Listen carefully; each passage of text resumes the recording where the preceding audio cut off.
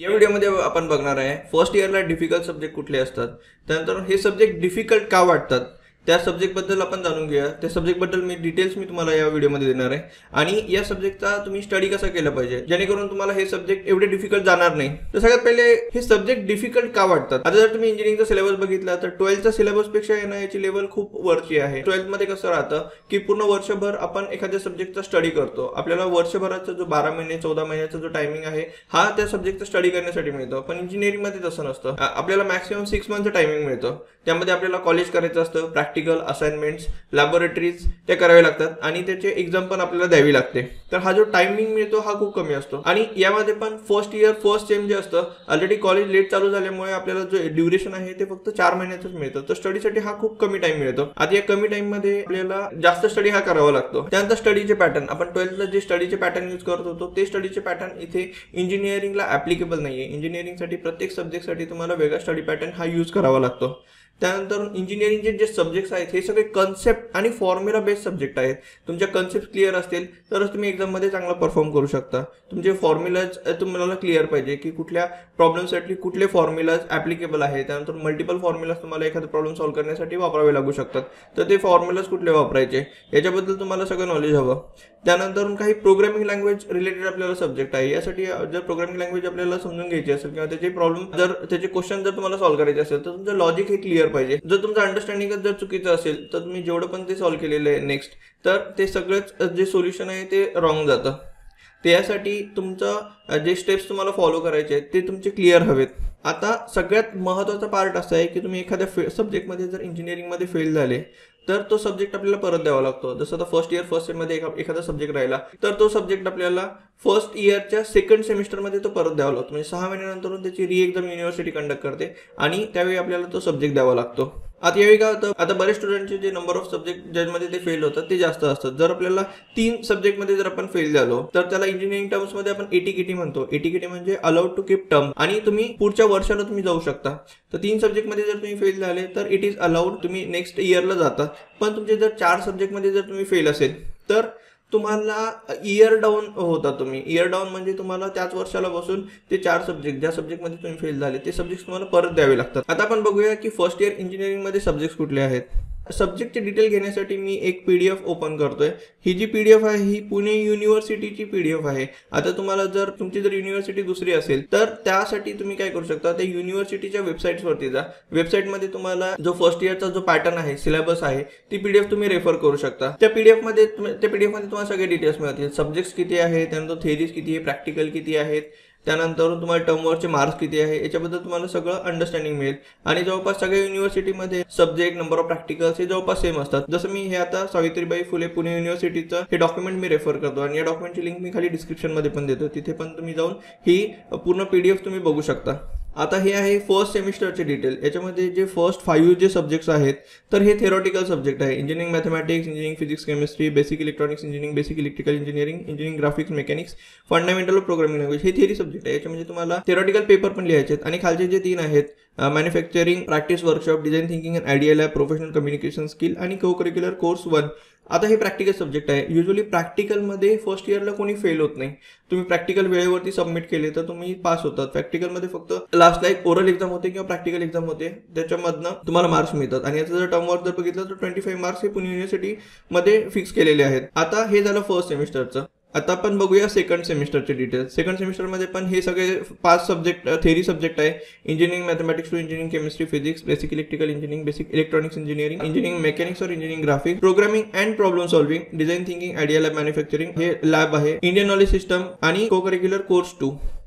ह्यात शेवटच्या 3 जे आहेत ह्या लॅब आहेत। तर हे झाले सब्जेक्टचे डिटेल। आता तुम्हाला इंजिनिअरिंगचे सब्जेक्टमध्ये मार्क्स कसे असतात, सब्जेक्ट किती आहे यासाठी मी सेपरेट व्हिडिओ बनवलेला आहे। तो व्हिडिओ तुम्ही इथे जाऊन बघू शकता। त्या व्हिडिओची लिंक मी खाली डिस्क्रिप्शनमध्ये देतोय। हे सब्जेक्ट स्टडी करण्यासाठी आपण बुक्स कुठले वापरले पाहिजे, रेफरन्स बुक कुठले वापरले पाहिजे, आपल्याकडे PDF कुठले अवेलेबल आहे आणि युनिव्हर्सिटीने आपल्याला यूट्यूब चॅनल कुठले रेकमेंड केलेले आहे ज्याचा यूज करून तुम्ही हे सब्जेक्ट स्टडी करू शकता, त्यासाठी पण एक सेपरेट व्हिडिओ बनवला आहे। त्यामध्ये डिटेलमध्ये सगळ्या गोष्टी मी कव्हर केलेल्या आहेत। या सगळ्या गोष्टी मी परत या व्हिडिओमध्ये कव्हर नाही करत आहे। आता हे सगळे डिटेल्स जर तुम्हाला पाहिजे असेल तर तुम्हाला या व्हिडिओच्या डिस्क्रिप्शनमध्ये त्या बुक्सच्या व्हिडिओची लिंक पण मिळून जाईल, ते तुम्ही बघू शकता। आता हे सगळे सब्जेक्ट मी 3 कॅटेगरीजमध्ये डिवाइड करतो।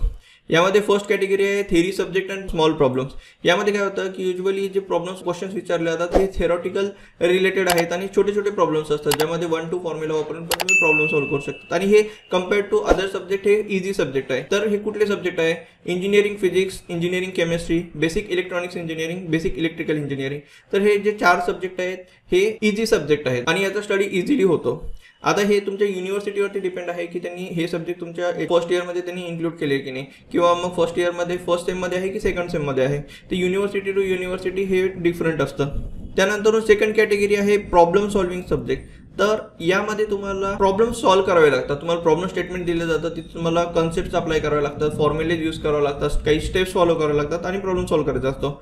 तर कुठले आहे हे सब्जेक्ट? हे आहे engineering mathematics 1, engineering graphics, engineering mechanics आणि इंजिनिअरिंग मॅथमॅटिक्स 2. आता मॅथमॅटिक्स 1, मॅथमॅटिक्स 2 हे प्रत्येक युनिव्हर्सिटीमध्ये वेगवेगळ्या सेमिस्टरमध्ये सब्जेक्ट असतात. जसं फर्स्ट सेममध्ये पुणे युनिव्हर्सिटीमध्ये मॅथमॅटिक्स 1 हा सब्जेक्ट आहे, सेकंड सेमिस्टरमध्ये इंजिनिअरिंग मॅथमॅटिक्स 2 हा सब्जेक्ट आहे, थर्ड सेमिस्टरमध्ये इंजिनिअरिंग मॅथमॅटिक्स 3 आहे. या सब्जेक्टमध्ये प्रॉब्लेम्स असल्यामुळे हे सब्जेक्ट थोडेसे डिफिकल्ट असतात. आता थर्ड आहे प्रोग्रामिंग रिलेटेड सब्जेक्ट. यामध्ये काय आहे? पुणे युनिव्हर्सिटीमध्ये फंडामेंटल प्रोग्रामिंग लँग्वेज आणि प्रोग्रामिंग अँड प्रॉब्लेम सॉल्व्हिंग हे प्रोग्रामिंग रिलेटेड सब्जेक्ट जे आहेत हे पण compared to problem solving subject पेक्षा इझी असतात. आता या सगळ्या सब्जेक्टचा स्टडी कसा करायचा? कारण ज्यांना स्टडीचा पॅटर्न समजला ते जास्त स्कोअर करू शकतात. इंजिनिअरिंग हे खूप डिफिकल्ट आहे असं नाहीये, तुम्हाला फक्त स्टडी करण्याचा पॅटर्न समजलं पाहिजे, कुठल्या सब्जेक्टसाठी कशा पद्धतीने स्टडी करावं हे तुम्हाला एकदा पॅटर्न तुम्ही समजलं, तुम्ही हा व्यवस्थित फॉलो केला तर तुम्ही मॅक्सिमम मार्क या सब्जेक्टमध्ये स्कोअर करू शकतात. आता थेरी जे सब्जेक्ट आहे याच्यामध्ये तुम्ही मॅक्सिमम स्कोअर तुम्ही करू शकता. का? कारण प्रॉब्लेम स्ट्रेट फॉरवर्ड असतात, क्वेश्चन स्ट्रेट फॉरवर्ड असतात. प्रॉब्लेम सॉल्व्हिंग सब्जेक्टमध्ये प्रॉब्लेम जे आहेत ना हे स्ट्रेट फॉरवर्ड नसतात, हे तुम्हाला लॉजिक अप्लाय करावं लागतं, तुम्हाला फॉर्म्युलेज अप्लाय करावं लागतात. यामुळे ज्या स्टुडंटचा स्कोअर आहे ना हा बराच या सब्जेक्ट्समध्ये कमी होतो. आणि प्रोग्रामिंग लँग्वेजचे रिलेटेड जे सब्जेक्ट आहे हे पण तुम्हाला चांगले स्कोअर तुम्हाला मिळून देतात. आता इंजिनिअरिंगमध्ये प्लेसमेंटसाठी जो क्रायटेरिया लागतो 60%, तर 60% पेक्षा अबाव तुम्हाला स्कोअर करायचा असेल तर जे थेरी सब्जेक्ट आहे, प्रोग्रामिंग सब्जेक्ट आहे याच्यामध्ये तुम्ही मॅक्सिमम स्कोअर करण्याचा ट्राय करा.